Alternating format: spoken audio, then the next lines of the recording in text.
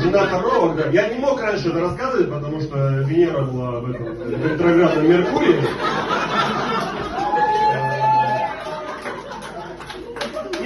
Не, ну она реально ведьма, короче, вообще что-то вот, ну, может, по-разному все относятся. Я скептиком был, но смотрите, она, короче, делает мне расклад на картах.